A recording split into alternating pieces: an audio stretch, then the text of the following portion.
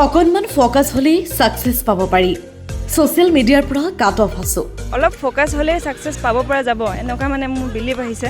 এতিয়া নিজকে মানে মই ছ'চিয়েল মিডিয়াৰ পৰা কাট অফ কৰি থৈছোঁ যোৱা বহুত টাইমৰ পৰা। যিমান পাৰিছোঁ সিমান কষ্ট কৰিবলৈ চেষ্টা কৰিছোঁ। আশাটো তেনেকৈ নাই, আগতেও দিছোঁ, অলপ অলপ নম্বৰৰ কাৰণে থাকি গৈছোঁ। পাৰিছোঁ সিমান আমি কষ্ট কৰিবলৈ ট্ৰাই কৰিছোঁ। আশা বুলিবলৈ আমি আশাটো তেনেকৈ নাই, আগতেও দিছোঁ, অলপমান পইণ্টৰ কাৰণে আমাৰ থাকি গৈছে। এইবাৰ আশা কৰিছোঁ ক্লিয়াৰ কৰিব পাৰিম। এইবাৰ আশা কৰিছোঁ যে এইবাৰ ক্লিয়াৰ কৰিব পাৰিম বুলি। অসম আৰক্ষী আৰু ভাৰতীয় সেনা বাহিনীত নিযুক্তি লাভৰ বাবে লখিমপুৰৰ একাংশ যুৱক যুৱতী ব্যস্ত হৈ পৰিছে কঠোৰ শাৰীৰিক পৰিশ্ৰমত। ভৱিষ্যতৰ সপোন পূৰণৰ উদ্দেশ্যে তেওঁলোকে দিন ৰাতি একাকাৰ কৰি শাৰীৰিক আৰু মানসিকভাৱে নিজকে প্ৰস্তুত কৰি তুলিছে। সন্ধিয়াৰ আগে আগে আৰম্ভ হয় তেওঁলোকৰ শাৰীৰিক অনুশীলন আৰম্ভ হয় লঘু ৱাৰ্ম-আপে।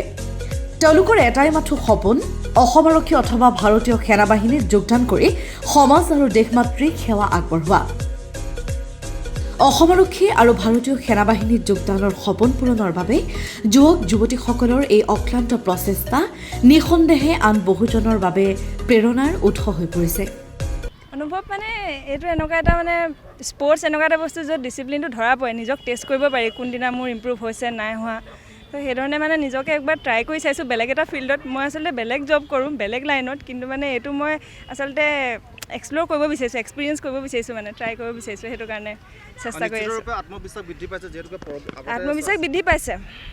চাকৰি বুলি ক'লে এটা বেলেগ চিষ্টেম আছিলে, কিন্তু হিমন্ত বিশ্ব শৰ্মাৰ নেতৃত্বাধীন চৰকাৰখনে চাকৰিৰ ক্ষেত্ৰত স্বচ্ছ আৰু নিকা ভাৱমূৰ্তিয়ে প্ৰদান কৰিছে। এই ক্ষেত্ৰত কি ক'বা প্ৰাৰ্থী হিচাপে? প্ৰথম প্ৰাৰ্থীয়ে ধৰি লৈছোঁ আৰু প্ৰাৰ্থী মানে কি আৰু পলিটিক্স যিয়ে নহওক আমি ফ'ল' কৰিবই লাগিব বৰ্তমান সাধাৰণ নাগৰিক যেতিয়া, গতিকে নিজৰ কাম কৰি যাব লাগে আৰু ৰিজাল্ট দেখুৱাব লাগে, নিজেই নিজক অলপ মানে লাইফটো অলপ এক্সপ্ল'ৰ কৰিব লাগে, আৰু সেইটোৱে বুজি পাওঁ বৰ্তমান আমি মানে এনেকুৱা হৈছে নিজৰ ওপৰত কাম কৰিব লাগে, ৰিজাল্ট দেখুৱাব লাগে, সেইটোৱে কথা, আন একো নাই। কিমান আশাবাদী এবাৰ চুইচ কৰিছা মানে কি চেষ্টা কৰিছোঁ, 100% দি দিছোঁ নিজৰ, যি হয় দেখা যাব আৰু ৰিজাল্ট পিছত। নিজকে প্ৰস্তুত কৰিছা সেইমতে? প্ৰস্তুত কৰি আছোঁ। কিমান মানে কেনেকুৱা ৰুটিন ফ'ল' কৰি আছে যদি কোৱা? ৰুটিন মানে এনেকুৱা টাইমেই নাই, পাৰ্ট টাইম জব প্লাছ নিজৰ ষ্টাডি আৰু নিজৰ ৰেছপনচিবিলিটি কিছুমানো থাকে, হোষ্টেলত থাকোঁ, গতিকে বহুতখিনি মাজতে আৰু যিমান পাৰিছোঁ দিছোঁ আৰু নিজৰ ফিউচাৰটোৰ কাৰণে। কি ক'বা, কিছুমান ল'ৰা ছোৱালী এতিয়াও মোবাইলতে বহি আছে, মোবাইল চাৰ্ট কৰি আছে, তেওঁলোক এই সময়খিনি কেনেদৰে ইউটিলাইজ কৰিবলৈ আহ্বান জনাবা? আজিৰ টাইমত আচলতে যি দেখিছোঁ ডিষ্ট্ৰেকশ্যন, অলপ ফ'কাছ হ'লেই ছাকচেছ পাব পৰা যাব, এনেকুৱা মানে মোৰ বিলিভ আহিছে। এতিয়া নিজকে মানে মই ছ'চিয়েল মিডিয়াৰ পৰা কাট অফ কৰি থৈছোঁ যোৱা বহুত টাইমৰ পৰা, বহুত বেছিও নহয়, 1.5 month মে বি।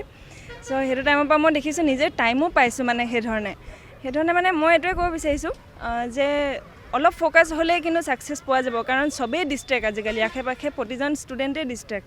প্ৰায় আমি 3 মাহ হৈছে আৰু এতিয়া প্ৰেক্টিছ কৰা। আশা বুলিবলৈ আমি আশাটো তেনেকৈ নাই, আগতেও দিছোঁ, অলপমান পইণ্টৰ কাৰণে আমাৰ থাকি গৈছে। যোৱাবাৰ আমি দিছিলোঁ তেতিয়া আমাৰ 0.42 কাৰণে থাকি গৈছিলে। এইবাৰ আশা কৰিছোঁ যে এইবাৰ ক্লিয়াৰ কৰিব পাৰিম বুলি। হয়, যিমান পাৰিছোঁ সিমান আমি কষ্ট কৰিবলৈ ট্ৰাই কৰিছোঁ।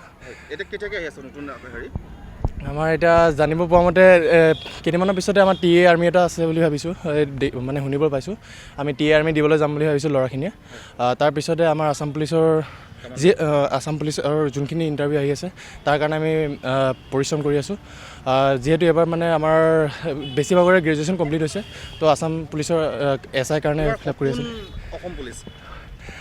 সপোন অসম পুলিচ বুলিয়ে ক'ব পাৰি, কিয়নো বৰ্তমান মানে আগৰ পৰাই কষ্ট কৰি আহিছোঁ যে জীৱনটোত কিবা এটা হ'ব পাৰিম বুলি, বা মানে যিমানখিনি আমি কষ্ট কৰি পেলাই পঢ়ি আহিছোঁ বা যিমানখিনি মা দেউতা পঢ়াইছে আমাক, সেই তাৰ ফলস্বৰূপে আমি আছাম পুলিচৰ এটা চাকৰিকে লৈ পেলাই তেওঁলোকক যাতে সুখী কৰিব পাৰোঁ তাৰ বাবে কষ্ট কৰি আছোঁ। এতিয়া আগৰ যে এটা পৰম্পৰা আছিল, অসম পুলিচ বুলি ক'লে মানে বেগ দৰেদি পইচাৰ লেনদেন হয়, স্বচ্ছ নিকাভাৱে হয়, এই ক্ষেত্ৰত চৰকাৰখনক কি ক'বা আৰু কি জনাব?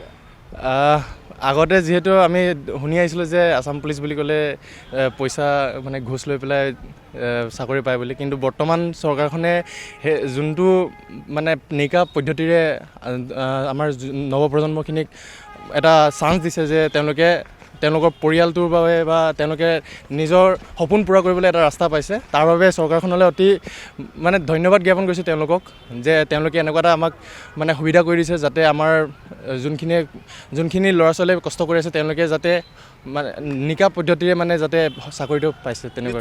আত্মবিশ্বাস বাঢ়িছে, হয়, যিহেতুকে আগতকৈ স্বচ্ছ আৰু নিকা হৈছে বস্তুটো, হয়, আত্মবিশ্বাস বাঢ়িছে। হয়, নিশ্চয় বাঢ়িছে। তাৰ বাবে চৰকাৰক আমি ধন্যবাদ জ্ঞাপন কৰিছোঁ। এইটো আমাৰ পুলিচৰ কাৰণে আৰু TA আৰ্মি সিহঁতৰ কাৰণে ফিজিকেল প্ৰেক্টিচ কৰোৱা হৈছে। কিমান দিনৰ পৰা চলি আছে এইটো আমাৰ 2 মাহ হ'ল ষ্টাৰ্ট কৰা প্ৰেক্টিচটো। কিমান মান আছে ষ্টুডেণ্ট এতিয়া ষ্টুডেণ্ট ক'বলৈ নহয় মানে 2টামান মোৰ লগৰ আছে, 2টামান মোৰ ষ্টুডেণ্ট আছে, তাৰপিছত আৰু মোৰ জুনিয়ৰ NCC মই কৰিছিলোঁ তাৰো আছে। এনেকুৱা চিনাকিখিনি মোক ক'লে যে প্ৰেক্টিচ কৰাব লাগে, তাতে মই প্ৰেক্টিচ কৰালোঁ। প্ৰেক্টিচ কৰোৱা এতিয়া আমাৰ 2 মাহ হৈ গ'ল। 2 মাহতে আমাৰ এটা গেম আছিলে কেন্দ্ৰীয় ৰঙালী বিহুত, গেমতে আমাৰ 14টাকৈ মানে মেডেল আহিছিলে। কিহৰ মেডেল আহিছিলে? 100 মিটাৰ 200 মিটাৰ দৌৰ প্ৰতিযোগিতা পাতিছিলে, তাৰপিছত ৰছী টনা পাতিছিলে। আপোনাৰ এই দেশটোৰ পৰা কিমানজনে নিৰ্বাচিত হ'ব বুলি ভাৰতীয় সেনাতে হওক বা অসম পুলিচতে হওক? অলৰেডি মোৰ এটা ষ্টুডেণ্ট TA আৰ্মিত দিছিলে যোৱাবাৰ, তাৰ ফিজিকেলত ভাল আছিলে, খালি মেট্ৰিকৰ তাৰ পাৰ্চেণ্টেজ কম কাৰণে তাৰ ট্ৰেডমেনত আহিলে। ট্ৰেডমেনত তাৰ চুলি কাটিবৰ কাৰণে সেইটো দিছিলে, প্ৰেক্টিকেলটো নাছিলে। প্ৰেক্টিকেলটো কৰিব নোৱাৰিলে কাৰণে সি নাপালে, নহ'লে অলৰেডি এটা দি থ'লে। এইটো বেষ্টটোৰ পৰা মোৰ এতিয়া ক'ব গ'লে আমাৰ এইটো আগত যোন কেজি 3জনী ছোৱালী আছে আৰু আজি 3জনী অহা নাই, মানে 6-7জনী পূৰা আশা আছে। আৰু বাকী কেইজনীকো মানে এনেকুৱা নহয় যে আশা নাই, চবৰ পৰা আশা আছে। সিহঁতি লাহে লাহে কোচিছ কৰিলে মানে চবে পাৰিব। কেমেৰা পাৰ্চন প্ৰাঞ্জল হাজৰিকাৰ সহযোগত পল্লৱ বৰাৰ ৰিপৰ্ট, লখিমপুৰ লাইভ। লখিমপুৰৰ KB ৰোডত অৱস্থিত সফটেক সলিউশ্যন এখন বিশ্বাসযোগ্য কম্পিউটাৰ প্ৰশিক্ষণ কেন্দ্ৰ। ইয়াত বিভিন্ন ধৰণৰ আধুনিক কোৰ্চ উপলব্ধ আছে, যেনে PGDCA, Tally plus, GST, ADCA, DCA, GST, AI, video' editing, practitioner course আৰু এডভান্স কম্পিউটাৰ ছায়েন্স। ইয়াত অভিজ্ঞ শিক্ষকৰ দ্বাৰা শিক্ষাৰ্থীসকলক শিক্ষা প্ৰদান কৰা হয়। টেলি, GST আৰু প্ৰেক্টিশ্যনাৰ কোৰ্চত জব এছিউৰেঞ্চ দিয়াৰ লগতে পাঠ্যক্ৰম সম্পূৰ্ণ হোৱাৰ পিছত প্ৰেক্টিকেল ট্ৰেইনিং দিয়া হয়। কণ্ট্ৰেক্টাৰ্ছ আৰু অন্যান্যৰ বাবে ডিজিটেল ছিগনেচাৰ বনোৱা হয়। লগতে AI, advance artificial intelligence including 3D cartoon animation সম্পৰ্কীয় নতুনকৈ নামভৰ্তি চলি আছে। ক্লাছ 9, 10, 11, 12ৰ বাবে এডভান্স কম্পিউটাৰ ছায়েন্সৰ টিউচন লোৱা হয়। অধিক তথ্যৰ বাবে যোগাযোগ কৰক 7002703324 আৰু 9854189951।